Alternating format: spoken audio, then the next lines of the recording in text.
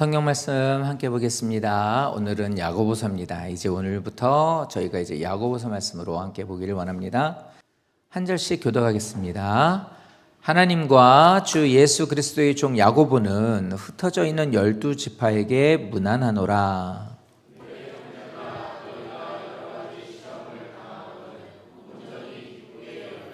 이는 너희 믿음의 시련이 인내를 만들어내는 줄 너희가 알미라.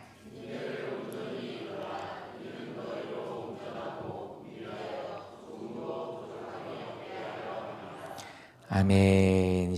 자, 오늘부터 야고보서입니다. 이제 갈라디아서 말씀을 통하여서 우리가 율법주의에 매여서는 안 됩니다. 사람이 기준 갖고 그러면 안 됩니다. 우리 구원받는 것은 오직 예수 그리스도의 은혜입니다. 이게 복음이라고 그랬고, 그 복음으로 살아가는 우리가 되자. 그 복음을 붙잡고 나가자. 이렇게 이제 우리가 갈라디아서 말씀을 통해서 우리가 말씀을 받습니다. 근데 그 이후에 이 짝을 이룰 수 있는, 그렇다면 복음을 가지고서 율법주의를 경계하는 자의 삶을 살자. 그러면 그럼 어떻게 살아야 되느냐? 이제 이것에 대해서 같이 이렇게 말씀을 이어서 우리가 나누고, 조금 더 성도님들이 갈라디아서를 통해서 어떻게 나 이게 문제구나, 이러면 안 되는구나라는 걸 알았다면, 이제 그러면 어떻게 되는지에 대한 것을 조금 더 맞춰서 이게 말씀을 좀 어떤 것을 전해드려야 되나 했을 때 이 야고보서가 가장 알맞는 것 같아서 오늘부터 야고보서를 함께 볼 겁니다. 이 야고보서는요 비슷해요. 이게 뭐냐면 형식적인 신앙을 버리라요. 형식적인 신앙생활하는 건 안 된다 입니다. 근데 복음으로 구원받은 백성이 됐다면 입으로만 하는 건지 아닐지 모르잖아요. 여기 다 우리 모두가 구원받았습니까? 그럼 구원받았다고 말을 하지만 진짜 그게 구원을 이루고 있는 나의 삶인지 아닌지를 알 수 있는 방법은 사실 없거든요. 근데 말씀을 통해 본 것처럼 나무는 열매를 통해서 그 나무가 뭔지 아는 것처럼 복음을 받아들이고 예수 그리스도의 은혜로 살아가는 우리들이라면 반드시 우리들에겐 열매가 있어야 된다는 거예요. 그 열매가 뭐냐면 바로 행함입니다. 야고보서는 오늘부터 보시게 되는 야고보서는 뭐냐면 형식적인 믿음을 경계하고 우리들의 행함을 증거로 삼아서 우리가 행함을 갖고 있는 삶으로 인하여 구원함에 대한 것을, 구원을 받는 사람이 아니라 구원받은 자라면 이런 행함이라는 것이 우리에게 있어야 됩니다라는 것을 알려주는 거예요. 그러니까 형식주의적인 것 버리고 율법주의적인 것 버리고 말씀을 알고 듣고 배웠다면, 새겨졌다면 그대로 실천하면서 믿음으로 주의 길을 걷는 우리가 되는 것이 옳다. 이제 이게 바로 야고보서의 내용이 되겠습니다. 그래서 오늘부터 야고보서의 말씀을 함께 볼 거예요. 야고보서의 이 야고보는 예수님의 12제자 중에 야고보가 아니라 예수님의 동생 야고보입니다. 이 야고보서의 저자는. 그러니까 이 예수님의 동생 야고보는 예수님을 하나님의 아들로 믿지 않았어요. 그냥 형이에요, 형. 뭐 어떻게 태어났든 상관없이 형이에요. 눈 떠봤더니 형이에요. 뭐 성령으로 잉태되고 뭐 이렇게 이런 거 뭐 전혀 이런 거 없이 그냥 형이에요. 그렇게 살다가 아빠인 요셉이 일찍 이제 하나님 나라로 가게 된 후 이제 장남인 예수님이 그 가정에 있는 모든 일들을 돌보게 되죠. 그래서 예수님이 요셉이 직업이 목수였던 것처럼 예수님도 아마 직업이 목수였던 걸로 알죠. 왜냐하면 거기는 장남이 가업을 이어받는 거니까. 그러면서 이제 잘 하더니 어느 날 갑자기 돌아다니면서 복음을 전한다고 이렇게 되면서 야곱은 그 형을 인정해 주지 않고 가정을 외면한 형이라 생각하고 아마 살았을 거예요. 이렇게 살면서 지내다가 별로 관계도 안 좋았고 형에 대한 존재도 별로 이제는 좀 이상하게 생각을 했었겠죠. 예수님이 이렇게 사시면서 죽으셨고 부활하심을 통해서 예수님이 하나님의 아들이심에 대한 것을 이제 알고 믿게 된 거예요. 예루살렘을 떠나지 말고 성령이 임할 때까지 기도하라는 그 말씀이 그들에게도 이제 알려지게 되었을 때 이제 야고보 또한 그 말씀을 듣고 알고 부활했다고? 이제 이렇게 되면서 이제 그걸 받아들여 기도하면서 이제 거기 성령을 받고 목사가 됩니다. 목사가 되고 그래서 이제 초대교회 이제 목회자로서 섬기게 됩니다. 그래서 1절 말씀에 이제 나와 있게 되는 이 말씀이 바로 그거예요. 나는 예수님이 내 형이 아니라 나는 이제 그의 종입니다. 이전에는 우리 형이었고 가족이었으나 그분이 하나님의 아들이시고 그래서 죽으셨다 부활하신 것을 믿게 되었습니다. 그러므로 저는 하나님의 종이고 부활하신 주님의 종으로 삽니다 라고 고백하며 이제 여기 1절 말씀에 기록을 하게 된 거예요. 그러니까 이건 서신이거든요. 편지이기 때문에 쓰는 사람이 누구이고 받는 사람은 누구이고 왜 썼는지에 대한 것들을 잘 이제 볼 수 있죠. 그래서 이 신약 성경의 뒤쪽에 있는 서신서들을 보면 사실 그런 부분에 대한 것은 정확하게 이제 알 수 있습니다. 자, 그래서 누군지 이제 알았어요.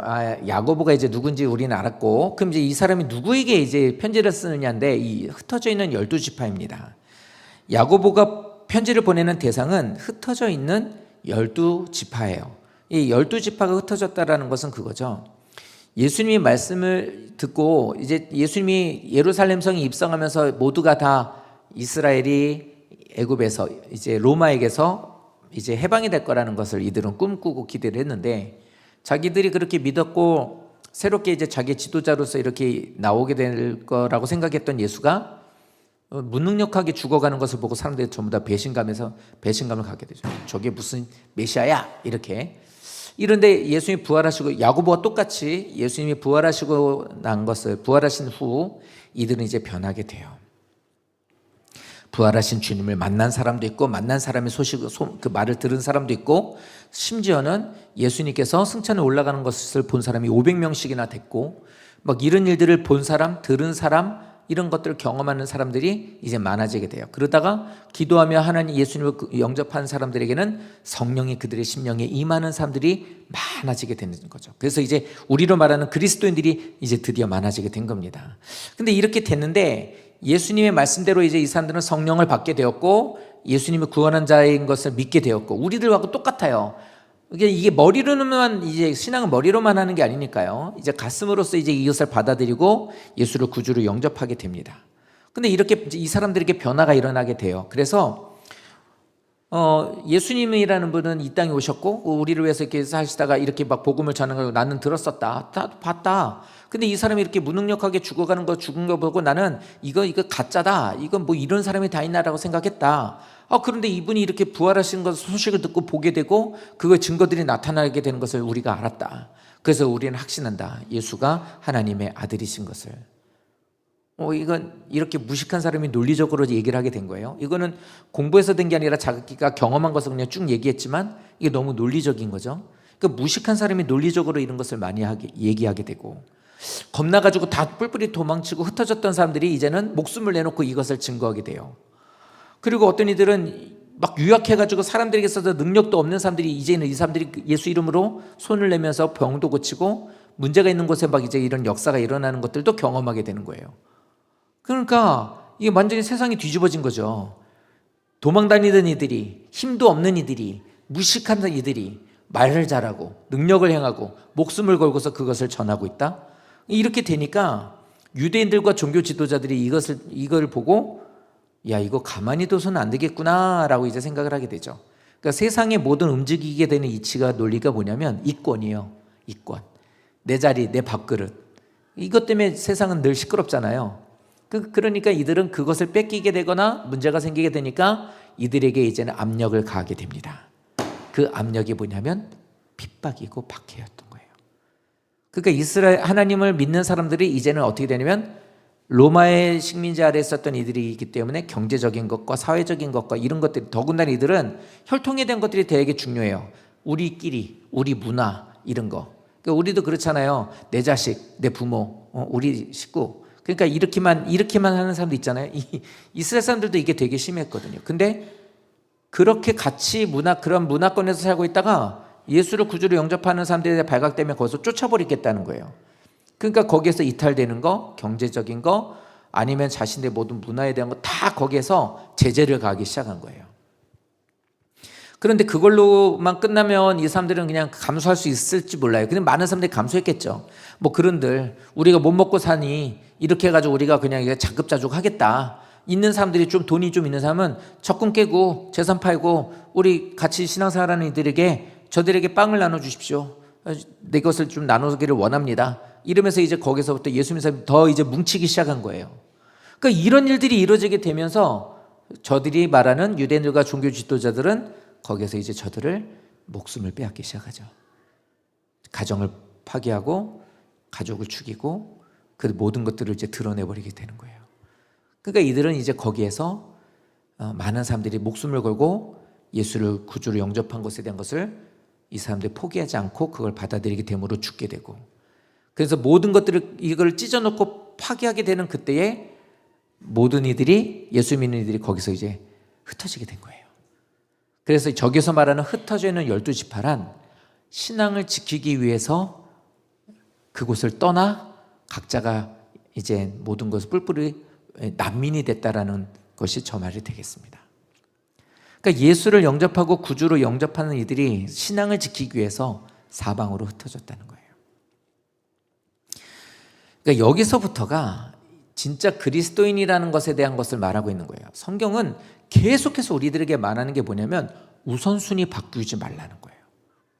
신앙생활하는데 가장 기본이 되는 건 우선순위를 바꾸지 말라요. 십계명부터 시작하는 것에 있어서는 그겁니다. 하나님 자리에 다른 것 갖다 놓으면 절대로 안 된다예요. 그거를 지키려고 할 때 반드시 뭐가 찾아오게 되느냐? 핍박이라는 거예요. 그걸 여기서 이제 알려주게 되죠. 그래서 사도행전에 있는 말씀에도 보니까 여기 보니까 어떻게 되냐면 박해가 일어나게 되고 교회를 파하게 되고 많은 이들을 죽이게 되고 그들에 대한 모든 것들을 계속해서 막게 되는 그런 상황에 목회자들과 모든 성도들이 흩어집니다. 이스라엘을 중심으로 해서 중동 지방으로, 아프리카로, 그리스, 터키, 소아시아 지역으로 막 이제 유럽으로 다 이제 뿔뿔이 흩어져 버리는 거예요. 그 흩어져 있는 이들에게 편지를 보내는 거예요. 초대교회 성도들이 살아계신 예수님을 만나고 이제 이렇게 예수를 증거하는 삶을 살아가게 될 때 이제 예수 믿고 이렇게 사는 것도 사실은 같은 이렇게 예수를 이스라엘 사람들은요 예수님을 그 선지자로 알아요. 그냥 메시아가 아니에요. 하나님께서 약속하신 이 땅을 구원하실 메시아로 보지 않고 그냥 복음을 잘 전했었던 선지자 중에 하나로만 보고 있죠. 이게 유대교예요. 대부분이 유대교이고 예수님을 하나님의 아들로 이제 영접하고 믿고 있는 그 기독교인들은 많지 않아요. 근데 그런 상황 가운데서도 예수님을 나는 구주로 영접하는 난 기독교인입니다. 그리스도인입니다. 라고 말하는 사람들의 이제 그런 생활 속에서도 힘들고 어려움이 있지만 그래도 거기서는 그걸 잘 버텨나가는데 이제 생명의 위협을 가게 되니까 이 사람들은 싹 흩어져 버리는 거예요. 흩어져 버린 이들, 그러니까 뭐냐면 고난이 찾아온 겁니다. 예수를 믿는데 고난이 찾아온 거예요. 기억하시나요? 시편 86편 말씀에 우리가 새벽기도 말씀을 통해서 봤던 것 중에 하나는 그거죠. 예수를 믿기로 각오한 사람에게는 예수를 구주로 영접하고 하나님을 믿고 그 길을 따라가는 사람한테는 핍박을 각오하셔야 된다는 거예요. 예수를 믿는 것에 있어서는 핍박은 각오하셔야 돼요. 예수 믿는다고 어디 가서든 좀 환영하거나 나는 그런 것에 대해서 뭐 싫은 소리 듣기 싫거나 불이익을 당하고 싶지 않습니다. 나는 절대 그런 일이 없을 겁니다. 이렇게 말할 수 없어요. 예수 믿는 것에는 반드시 핍박이 있을 수밖에 없어요. 그거 각오하셔야 돼요. 근데 왜 나한테 이런 일이 생기나? 믿음을 지키고 살면 더 잘 살아야지. 우리들도 그렇고 아마 저들 중에도 그런 사람이 있었을 거예요. 근데 지금은 더 많을 겁니다. 아니 교회를 다니고 예수를 믿고 이렇게 한다면 좀 나아지려고 예수 믿는 거지 누가 이렇게 어려움 당하려고 예수 믿나요? 뭐 이렇게 생각할 수 있죠. 근데 뭐 어려움 그래요. 뭐 좋은 일이 많지 않아도 그냥 오면 좋은 말씀 뭐 하니까 뭐 교회 다니면서 이렇게 뭐 애들이 좋아라 하니까 뭐 이런 이유 때문에 나는 그냥 다닙니다. 그런데 고난이라고요? 이걸로 인해서 내가 더 어려움을 당한다고요? 내가 왜 이런 일을 당해야 됩니까? 뭐 이렇게 생각할 수 있죠. 이 사람들도 마찬가지예요. 아니 어려움이고 누구한테 듣기 싫은 소리 들을 수 있어요. 저도 목사지만 여기 있는 사람들한테 뭐라고 하다면 뭐 목사 교회가 뭐 어째요 저째요 이런 얘기하면 들을 수 있죠. 뭐 들으면 뭐 그거야. 뭐 세상은 그렇게 말하니까 이럴 수 있단 말이에요. 근데 누가 와서 저의 목사를 잡고 여기서 나가라. 여기서 나가라. 교회가 무슨 그지 나가. 막 이러고 여기 교회 없애버릴 거야 막 이러고 말이고 막 여기 있는 거 막 교회 하는 걸 막 끄집어내거나 막 부셔버리거나 막 그러면 어떻게 하겠냐고요. 와, 그러면 진짜 그게 큰 위기겠죠. 그러니까 흩어져 있는 12지파들은 그렇게 해서 다 쫓겨나가지고 난민이 돼버린 거예요. 그런 상황이 됐을 때, 야, 내가 이렇게 이러려고 예수 믿었나? 이렇게까지 큰 어려움을 당하고 내가 이 모든 이 살림에 대한 것들 다 이렇게 그냥 거기서 내가 그냥 몇 대째 이렇게 살고 있었던 그 땅에서 내가 쫓겨나와서 이렇게 사는 게 말이 되나? 아, 나 어떡하지? 이게 뭐야 도대체? 막 이런 생각을 할 수 있죠. 많은 사람들이 이런 생각을 하게 됩니다. 예수를 믿음으로 인해서 고난을 당하고 있는 우리들, 혹시 이거 오늘 이 말씀은 우리 모두에게 얘기하는 건데, 예수를 믿고 예수를 구주로 영접함이에요. 교회 다니는 사람 말하는 거 아니에요. 교회를 다니는 나라고 하면은 절대 안 되고, 예수를 구주로 영접하고 하나님을 향하여 나가고 있는 나에게 혹시라도 성도님들이 어려움을 당하고 있다면 오늘 이 말씀이 답이 되실 거예요. 오늘 이게 답이 될 거예요. 믿음을 지키고 하나님을 섬기는 것으로 인해서 믿지 않는 친구들, 동료들, 내 주변의 이웃들, 이런 분들에게 혹시 어려움을 당하거나 비웃음을 당하거나 아니면 그 사람들이 수군거림에 대한 대상이 되거나 어떤 일들이 있어서 나를 이렇게 싹 이렇게 배제하는 어떤 그런 일들을 경험하셨다면, 그리고 예수를 구주로 영접하고 믿음으로 살려고 하는 내가 혹시 신앙과 교회 중심이 아닌 가족들로 인하여 오히려 갈등을 겪고 있다면, 식구들끼리 어디 놀러 갔는데 나한테 말을 안 해요. 뭐 아니면은 식구들이 뭘 하고 있는데 너 때문에 우리 집안이 이런 걸 못한다고 막 나에게 막 핀잔을 줘요. 이게 만약에 아빠가 되시는 분이나 위에 가장이 되시는 분들이 신앙생활을 안 하고 반대쪽에 서 있고 자녀가 그렇다면 이거는 더 커지죠. 제 친구 중에 하나가 저를 되게 부러워했던 친구가 있어요. 저를 부러워한 게 아니라 저 같은 애를 부러워했죠. 뭐였냐면, 나는 네가 제일 부러워, 이 얘기를 해요. 그래서 나? 왜? 내가 뭐가 부러운데? 그랬더니 너는 그래도 신학생 때니까요. 너는 주회종 된다고 할 때 그래도 너를 위해 기도하는 부모님들이 계시잖아. 그 얘기를 해요. 그러니까 이 친구가 왜 그런 얘기를 하냐면 아무도 교회를 안 다니는 거예요. 부산에 있었던 친구인데 이 친구가 그 얘기를 하는 거예요. 부산에서 올라와가지고 이제 공부를 하면서 이제 이제 사역을 하려고 목회자가 되기 위해서 이제 꿈을 꾸고 공부를 하고 있는데 아무도 안 도와주는 거예요. 혼자 올라온 거예요. 올라와서, 그러니까 이 친구는 옛날 말로만 들었던 신학생 얘기를 이 친구를 통해 본 거예요. 점심시간 되면 돈이 없어 밥을 못 먹어요. 그러니까 진짜로 수돗물 먹고 정말 수돗물로 배 채웠다는 우리 선배들 얘기처럼 그 친구도 그러는 거예요. 그러니까 이제 어떻게 하면 도시락 싸가면 같이 나눠 먹거나, 또 그것도 한계가 있더라고요. 싫어해요. 미안해가지고. 그러니까 어디 가서 기도하고 아니면 어디 뭐 교회 가 자고 아니면 뒤에 산에 가서 뭐 기도하고, 정말 그런 사람이 있더라고요. 부럽죠. 부러울 수밖에 없어요. 근데 이 친구한테 어떤 위기가 찾아오냐면, 형제가 몇이 있는데 막내였어요. 막내였는데 형이 사업하다가 이게 안 좋아진 거예요. 그러니까 안 좋아져가지고 이제 기울어지니까 너 내려오라고 부모님이. 그래서 내려갔더니 너 때문에 우리 집안이 안 된다고. 얘는 소식도 모르고 있다 그 일을 이제 가서 오라고 그래서 무조건 가가지고 거기서 그냥 욕은 그렇게 먹었다는 거예요. 그러면서도 신앙 포기하지 않더라고요. 이 친구 목회 잘하고 있습니다. 궁금해요. 그 부모님들은 얘 보고 뭐라 그럴까? 뭐라고 말할까 참 궁금합니다. 근데 그 한 10년 정도 되는 시간을 진짜 고생을 많이 했던 것 같아요. 예를 이렇게 든 것처럼 성도님들도 만약에 교회를 다니느냐 아니에요. 믿지 않는 분들도 많고 교회를 다니면서 신앙생활하고 있는 나를 보면서 너 도대체 어떻게 하려고 그러냐. 우리 교회도 그런 청년도 있어요. 너 어떻게 먹고 살려고 너 나 이러냐. 너 학교는 다니냐. 너 앞으로 진로는 어떻게 할 거냐. 너 맨날 왜 교회 가서 그렇게 사냐. 이렇게 말 듣는 청년도 있으니까요. 근데 심지어 교회를 다니는 부모님들도 이렇게 말하는 분들도 있어요. 사역하다 보면 그런 가정들도 많이 봐요. 교회는 적당하게 다니라고. 일주일에 한 번만 가면 되지 맨날 뭐 방학 때문에 교회 가서 사냐고. 숱하게 듣습니다. 그런 얘기 많아요. 그런 분들이. 자, 그런 분들에게 오늘 이 말씀이 답이 되는 거예요. 예수를 구주로 영접하고 살면 아마 그럴 거예요. 우리 이 가운데서도 구원받은 믿음에 구원받고 예수님을 따라서 구원의 그 열정을 하면서 그 예수의 길을 따라가는 성도도 있겠지만, 아직도 구원받았나 못 받았나 아니면 구원은 아직 난 멀었다 이렇게 생각하는 분들도 분명히 있을 거라고요. 근데 이런 가운데 있는 모든 분들이 그럴 거예요. 이미 예수를 믿고 구원받고 그 길을 걷고 있고 아니면 모든 가족들이 함께 걸어가고 있다면 너무 감사한 일이지만 그렇지 않은 성도들 같은 경우는 이런 생각이 꼭 들 거예요. 예수를 영접하고 이렇게 살면 행복하게 살려고 하는 건데 모든 문제가 해결되는 게 맞는 거 아닌가. 오히려 이런 가정에 있는 불협이라든지 아니면 내가 이렇게 뭐 꿈꾸고 있는 어떤 미래에 대한 것들이나 아니면 지금 내가 지금 갖고 있는 모든 문제가 해결되는 게 예수를 믿음으로써 이게 나타나는 일들이어야 되는 거 아닙니까? 근데 우리가 고난을 이렇게 왜 고난이 더 많이 찾아옵니까? 예수 믿으면서 왜 이렇게 어려운 일들이 많습니까? 뭐 하나 해결하려고 그러면 또 어렵고 이게 또 막 기도하라고 해서 하기는 하는데 아무것도 달라지는 것도 없고 이게 도대체 뭡니까? 이렇게 생각하는 분들이 있을 거라는 거예요. 그래서 오늘 말씀의 제목처럼 고난 속에 숨겨진 하나님의 섭리가 뭔지를 알 수 있어야 된다는 거예요. 이게 답이 될 거예요. 야고보서를 통해서 시작하는 고난 가운데 신앙생활하는 우리 모든 성도들이 이 말씀을 통해 아마 도움이 되실 거라고 저는 생각을 합니다. 이거는 우리가 광신도가 되라는 말이 아니에요. 우리가 그냥 미쳐버리라는 어떤 이런 것보다도 예수를 믿고 구주로 영접하고 그 길을 걷는다는 삶이 어떤 것인지를 분명하게 알면 이것으로 인해서 찾아오게 되는 지금 말하는 이런 딜레마들이 해결될 수 있다는 거예요.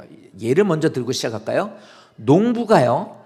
우리는 쌀농사가 주업이죠. 이들은 밀농사가 이제 주업이겠고. 그런데 농사를 짓습니다. 쌀농사를 이렇게 막 이렇게 벼농사를 짓고 추수를 합니다. 그럼 추수를 하고 나면 싹 다 걷어가지고 잘라가지고 그거를 털어가지고 탈곡기에 넣거나 싹 베가지고 그거를 그대로 창고에다가 넣지 않아요.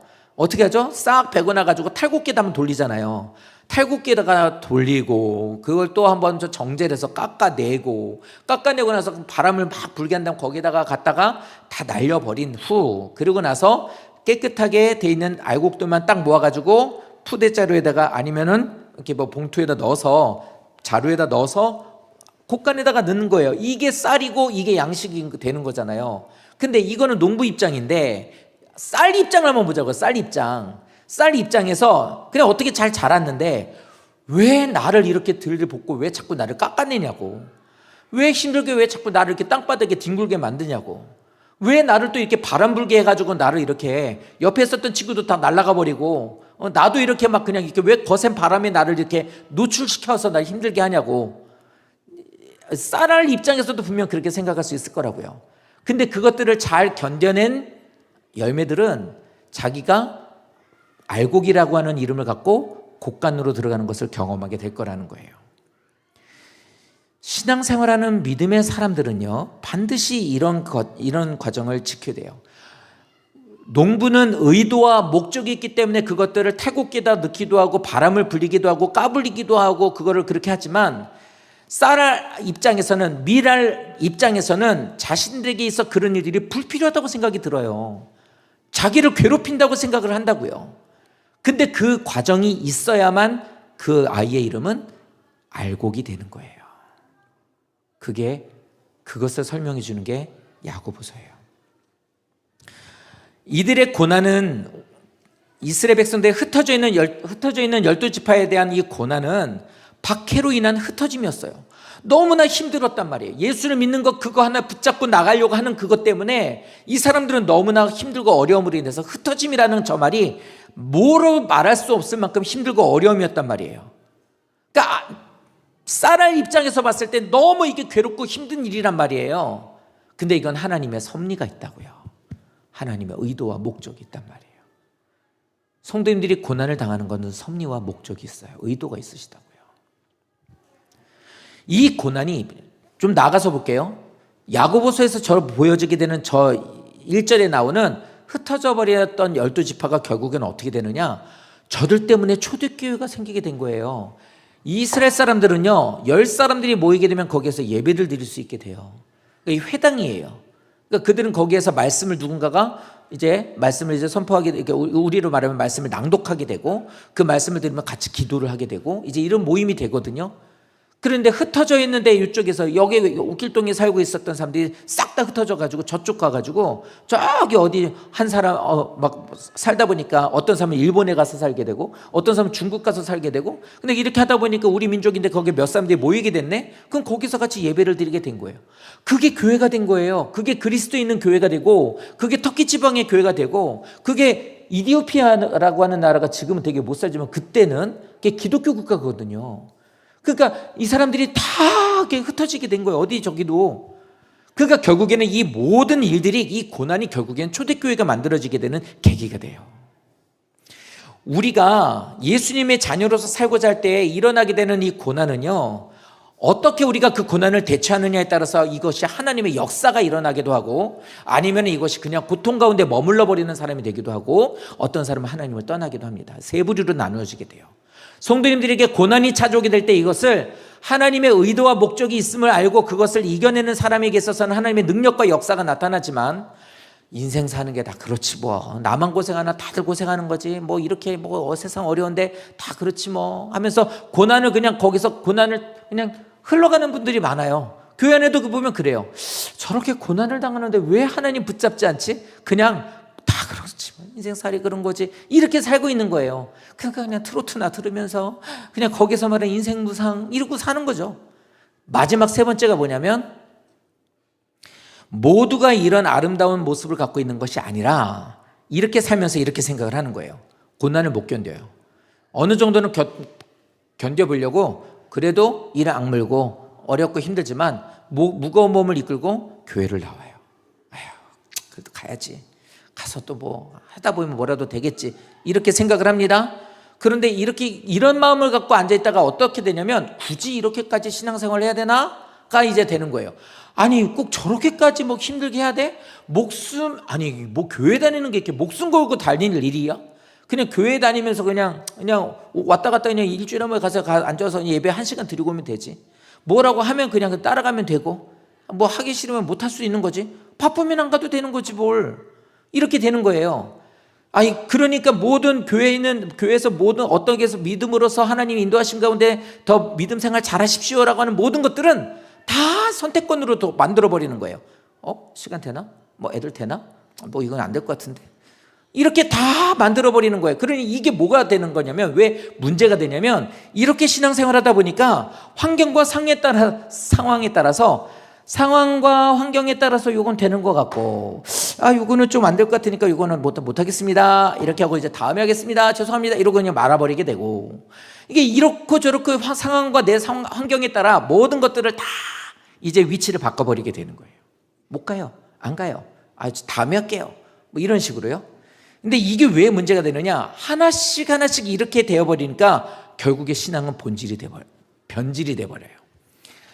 일본의 복음이 먼저 우리보다 훨씬 먼저 들어갔거든요. 복음이 훨씬 먼저 들어갔는데 박해가 딱 들어가게 되니까 이 사람들이 거기에서 위협을 느끼게 되는 거. 어떻게 되냐면, 하나님의 말씀, 십자가를 두고서 기도하며 예수를 구주로 영접하는 것에 입술을 벌려버리면 죽음을 당하는 거예요. 그러니까 이렇게 해서 죽으면 아무 소용이 없잖아요. 그렇죠? 믿음이 없는 사람이니까 이렇게 생각해요.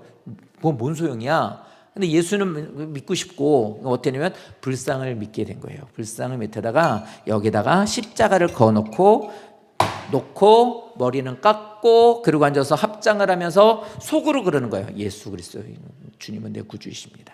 근데 겉으로 보기에는 불교인, 속으로는 기도는 하나님께 하는 거예요. 이렇게 바꿔버린 거예요.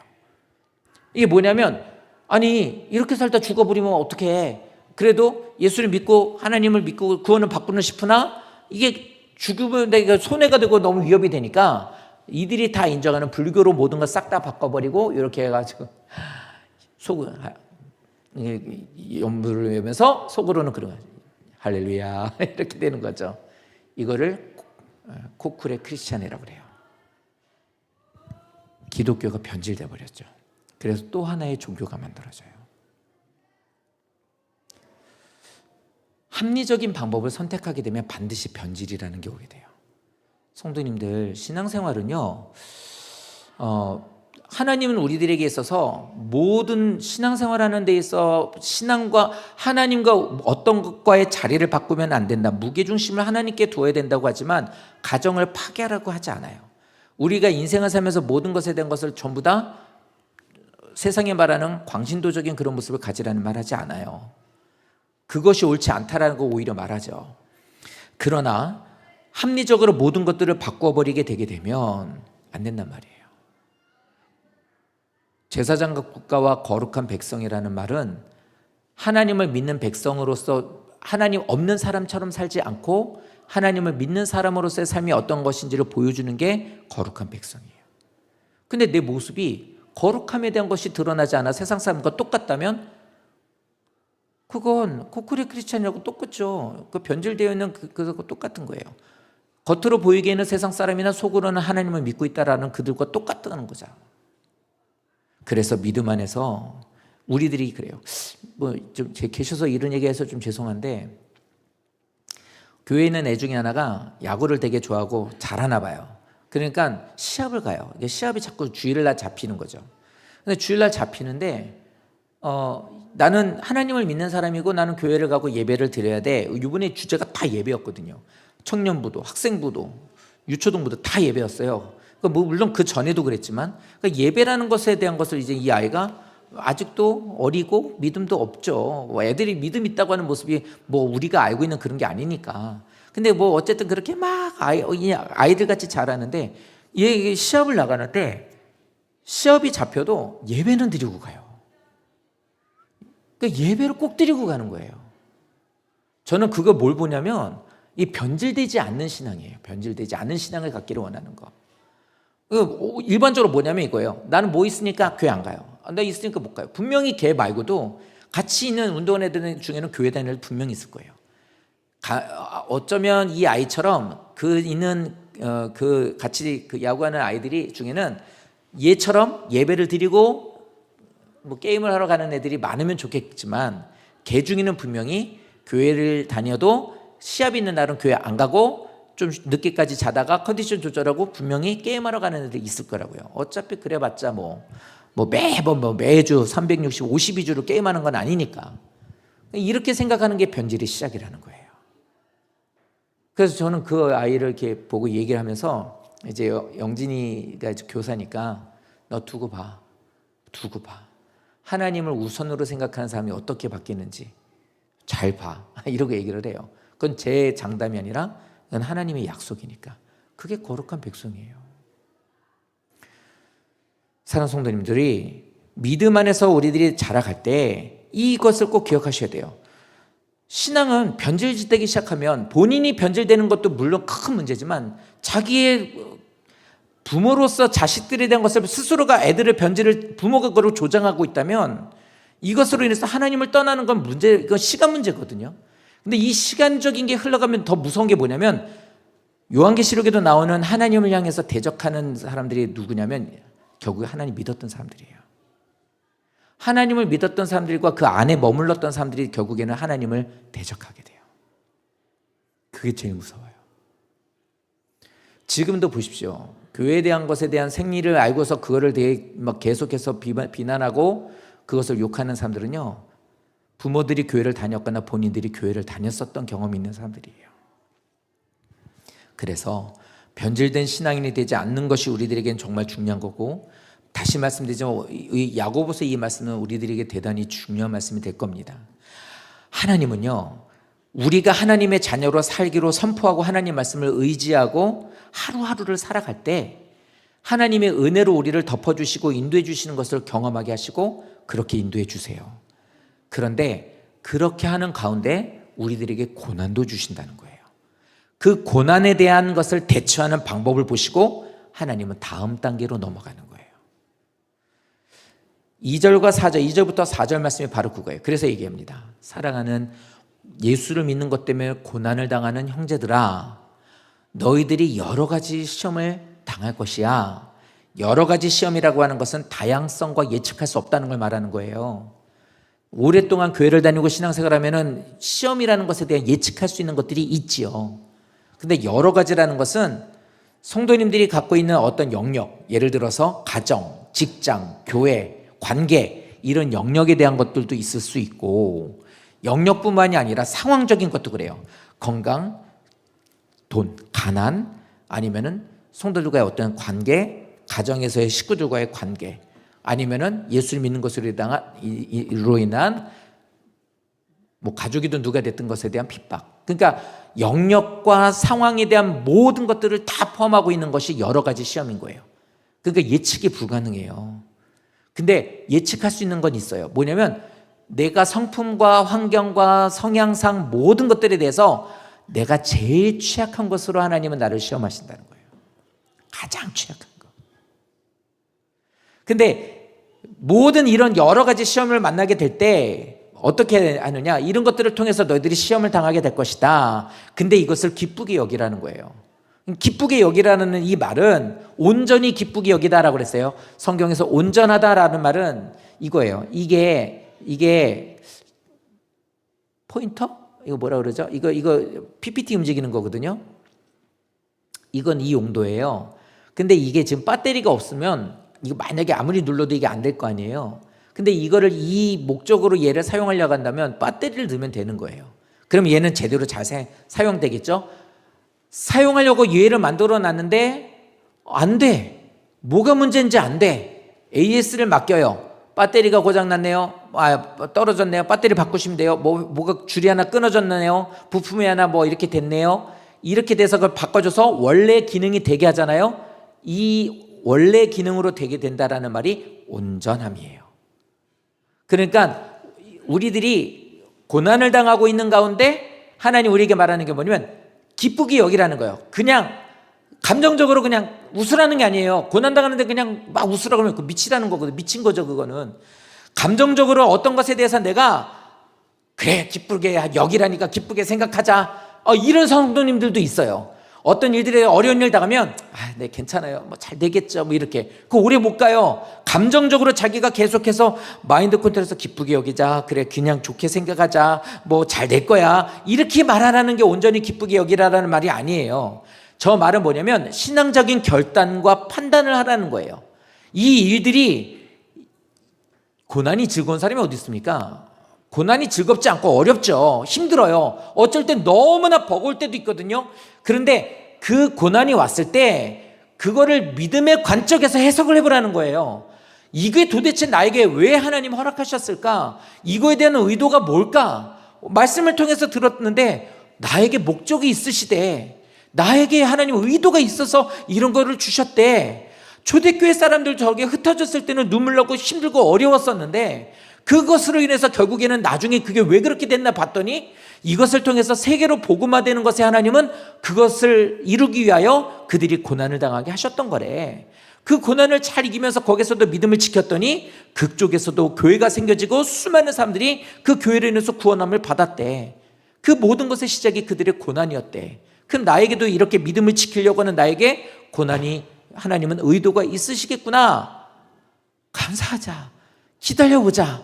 하고 하나님의 말씀을 붙잡고 하나님이 약속하신 것을 이루실 때까지 이 모든 것을 신뢰하고 붙잡고 갈 수 있는 능력을 가지라는 거예요. 그게 기쁨이에요. 저는 이런 분들 많이 봐요. 나도 목회를 하고 있고 나도 신앙생활을 하고 있지만 하다가 사실 나도 이렇게 잘 못할 때 많은데 어떻게 보면 저보다 나아요. 너무나 성도님들 중에 저보다 나은 분들이 많아요. 힘들고 어려울 만한데도 불구하고 끝까지 하나님 붙잡고 믿음으로 나가려고 힘내시는 분들이 있어요. 그런 분들 보면 신방을 가서 얘기를 하다가 그런 분들 보면 제가 부끄러울 정도예요. 그럼 어떻게 합니까? 그 마음 그대로 갖고 와가지고 기도하는 거죠. 근데 어떤 분들 보면 저보다 훨씬 더 고난이 크지도 않아요. 그런데 너무나 쉽게 합리적인 것으로 타협해버리는 거예요. 안 나와요. 기도 안 해요. 그냥 자기 생각대로 해요. 그럼 도대체 하나님은 왜 믿는 걸까요?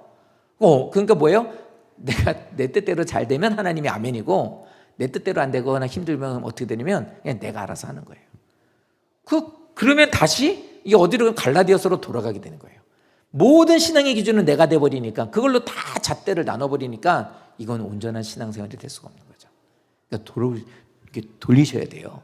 돌려서 내게 있어 하나님께서 이런 일들을 왜 주셨는가? 그러니까 인내하라라는 저 말이 바로 그 뜻인데 인내하라는 것은 하나님이 나로 잘 참게 하시겠다라는 게 아니에요. 잘 견뎌내는 게 아니란 말이에요. 이렇게 보면 성도들 중에 잘 참으시는 분 있죠. 인내력이 좀 많으신 분도 있어요. 좀 어느 상황에서도 좀 잘 버티시는. 여기서 말하는 인내라는 게 그게 아니라 밑으로 들어가는 거예요. 밑으로. 무거운 짐 밑으로 들어가는 거예요. 그 짓누르고 있는 가운데서 거기에 있는 거거든요. 근데 그걸 잘 버텨라, 이걸 말하는 게 아니라 변함없이 하나님이 주시는 약속과 그 말씀을 의지하여서 하나님께서 이끌어 주실 것을 저는 믿고 나갑니다, 하나님만을 붙잡고 나가겠습니다라고 하는 그 힘을 가지라는 게 인내하라예요. 그러니까 그냥 어려운 생활 가운데서 그냥 그렇게 그냥 잘 흘러가라는 게 아니라 하나님 의도가 있으신 걸 믿습니다. 내 생각대로 되지 않는다고 해도 저는 절대로 하나님을 포기하지 않겠습니다. 하나님, 내가 생각하는 요 정도면 되겠다라는 생각에 대한 것이 이게 훌쩍 넘어가 버렸어도 나는 한 2년 3년이면 고생하다가 괜찮아질 줄 알았는데 한 5년이 지났는데 하나님, 저는 그래도 하나님 신뢰합니다 라고 하는 능력을 가지라는 게 인내예요. 목회할 때 이런 거 되게 많아요. 개척하고 정말 그게 많더라고요. 그러니까 앉으면 기도하면 기도가 안 돼요. 왜냐면 당장 이제 세를 못 내니까. 그리고 이제 막막한 거예요. 어떡하지? 어떻게 해야 되지? 막 이런 거. 큰 교회는 성도 한 명도 왔다 갔다 이렇게 잘 안 보이잖아요. 근데 개척교회는 한 명이 왔다 갔다가 되게 커요. 그 한 명 왔다 갔다가 또 크고, 앉아서 있는 그 사람의 표정이 설교를 하고 있는데 떨떠름하다? 그럼 그것도 커요. 뭐가 안 좋은가? 이런 생각도 많이 들고, 그러면 이제는 한 주간 동안 기도하는 거죠. 뭐가 문제지? 막 이런 생각도 들고.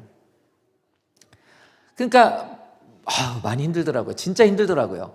그러니까 이게 뭐가 있어서가 아니라 그냥 밑도 끝도 없이 힘들어질 때가 있어요. 그냥 변함없는 오늘을 지냈는데, 월요일이 됐는데 변함없는 주일을 지냈는데 월요일날 그냥 그때부터 갑자기 막 뭐가가 너무 불안해지는 거예요. 막 그거 붙잡고 기도도 하고, 이게 기도하다 안 되면 기도원 가가지고 안 되면은 이제 막 뒹구는 거죠, 하나님 앞에. 그럴 때 하나님한테 삐질 때도 있죠. 안 해야 나 이제 기도. 그러고 삐져가지고 그냥 그럴 때도 있고, 뭐 정말 그 조그만 방 안에서 나 혼자 뭔가를 하는 것처럼 엎치락뒤치락 뭐가 했다, 웃었다 이렇게 하는 것처럼. 근데 그렇게 하면서 하나님이 주신 그래도 훈련을 통해서 알게 해주신 게 뭐냐면 이거였어요. 지금 말하는 거, 기다리는 거. 그러니까 이게 목회하면서 1년, 2년, 3년, 5년 이게 지나가면서 뭐냐면 내가 할 수 있는 건 없다. 하나님이 하시는 거 기대하는 것밖에 없어요. 그러니까 저보고 물어요. 무슨 생각을 어떻게 목회하시는지 물어볼 때가 있어요.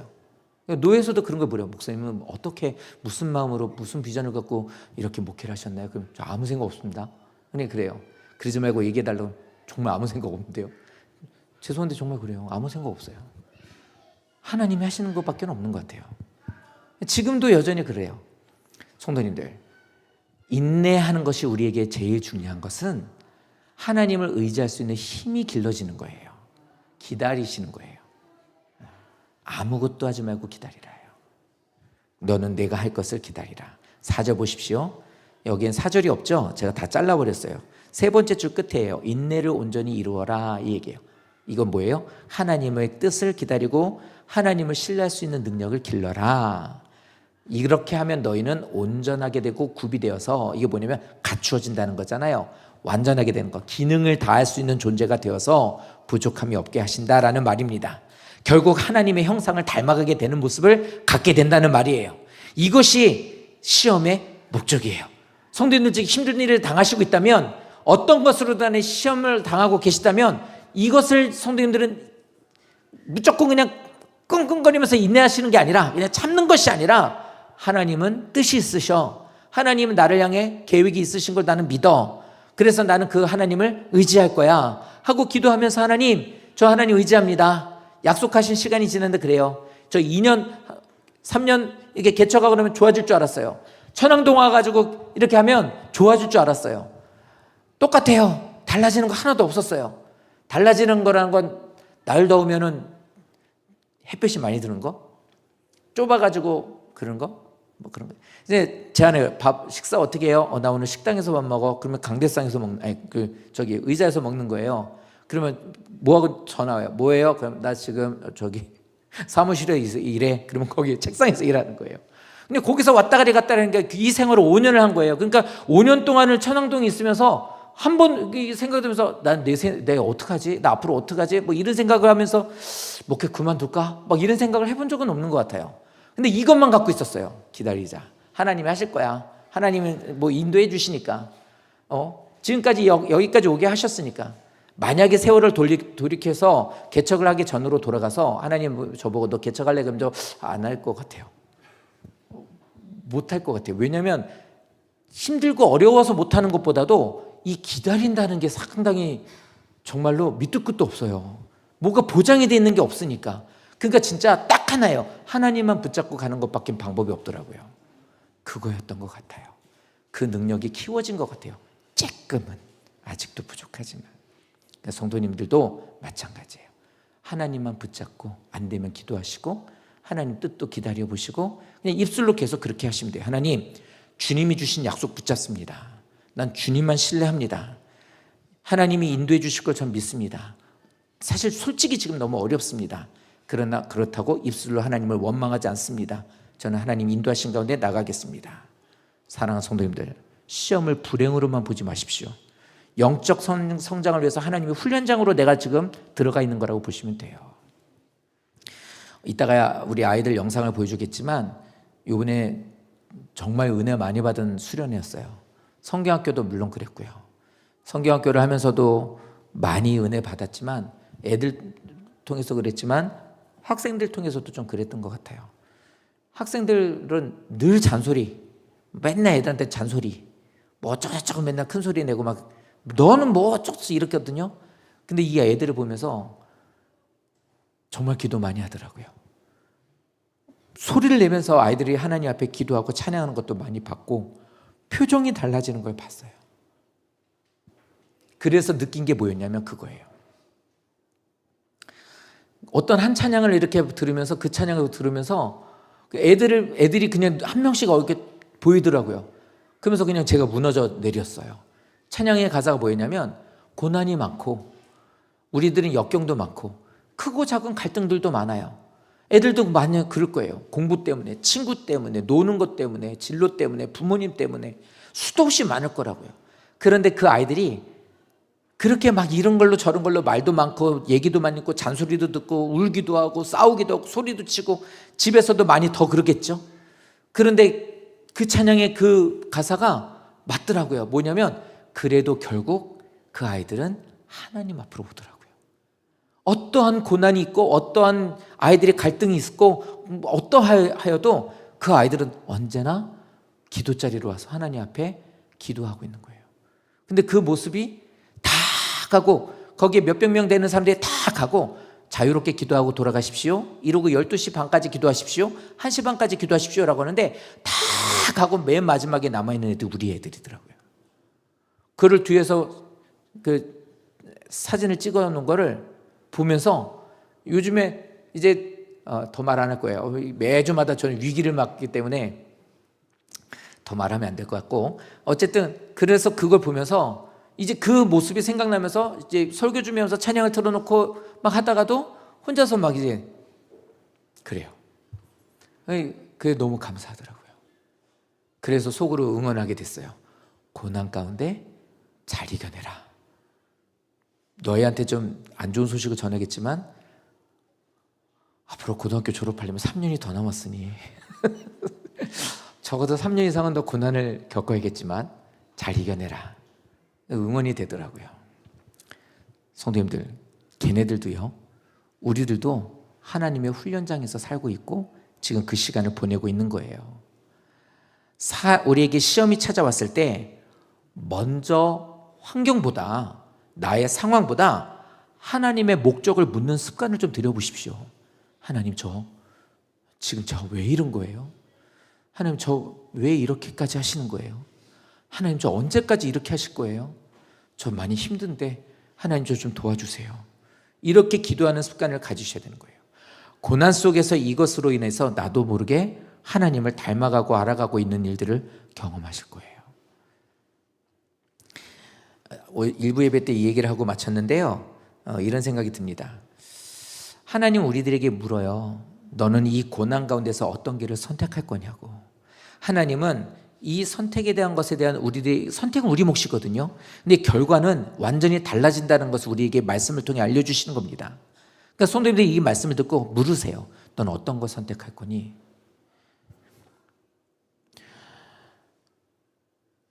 예수를 구주로 영접한 야고보는 신앙 때문에 흩어져서 고난을 당하고 있는 성도들에게 무난한다라고 하는 무난한다라는 말은 그거예요. 잘 지내세요가 아니라 여전히 신앙을 잘 지키고 계십니까?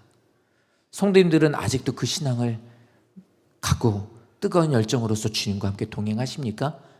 그 뜻이 무난하더라. 그러니까 우리들에게 하나님 물으시는 거예요. 너는 고난을 당하고 있는 이 시대를 살고 있는 너는 그 고난 가운데 어떤 선택을 하고 있니? 네 신앙은 안녕하니? 너에게서 예수는 아직도 너의 구주시니? 이거 우리들에게 묻고 계신 거예요. 어렸을 때 많이 그런 일이 있었어요. 이제 저는 이제 우리 아버지도 이제 약주를 좀 많이 하시고, 약주하시고 나면 이제 막 이게 좀 주체를 못 하실 때가 많았죠. 그러면 혼날 때가 많아요.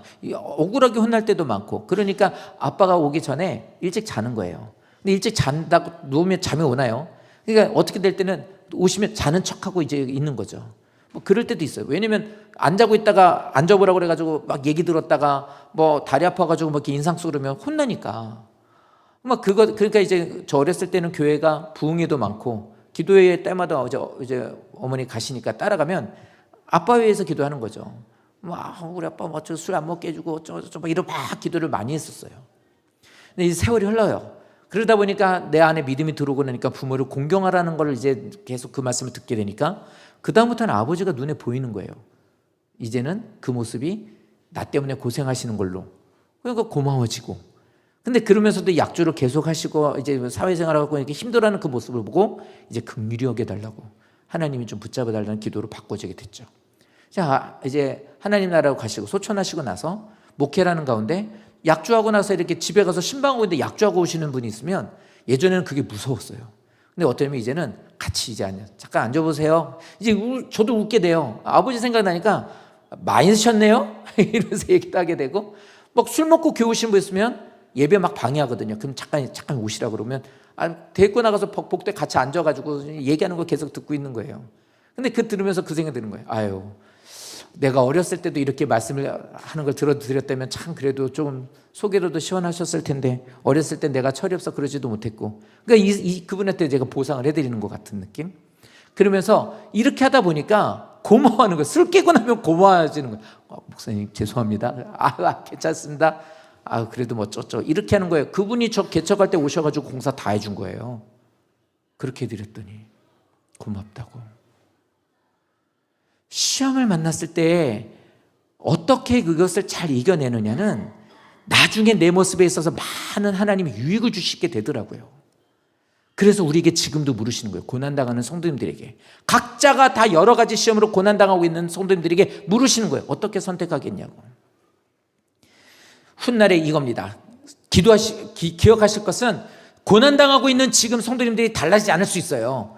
성도님들이 고난당하고 기도 많이 한다고 여기서 갑자기 물질적으로 어려움이 있다 갑자기 어느 날 갑자기 딱 나가봤더니 돈이 현금 따발이 딱 있다든지, 애 때문에 고생이 많고 막 고난을 당하고 있는데 그 아이가 딱 무릎 꿇고 그 다음날 앉아가지고 저 이제부터 잘하겠습니다, 철들었습니다 오늘부터, 이렇게 말하지 않는다고요. 하나도 변하지 않을 수도 있단 말이에요. 그러나 하나님이 주신 약속을 우리가 끝까지 붙들고 나감으로 인해서 주시는 게 이거예요. 베드로전서 1장 7절 이렇게 말합니다.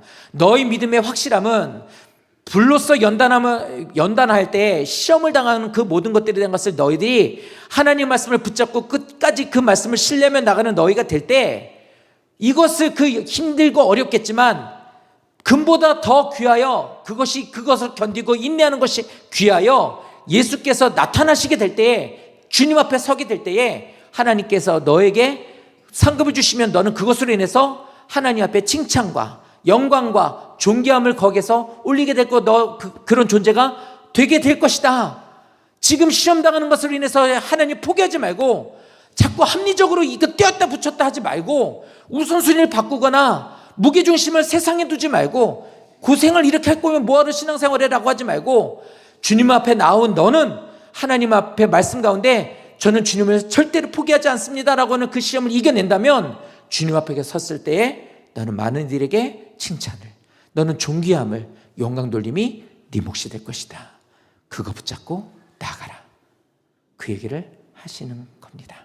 사랑하는 성도님들, 사랑하는 더비교회 성도님들, 저와 함께 맺어주셔서 함께 신앙생활 하시는 성도님들, 어려움이 있을 때 이 말씀 붙잡고 지금 달라지는 게 없다 할지라도 반드시 주님 옆에 섰을 때 그 모든 것을 기억하시고 나에게 갚아주신다는 것을 기억하시고 이겨내시기를 예수님 이름으로 축원합니다.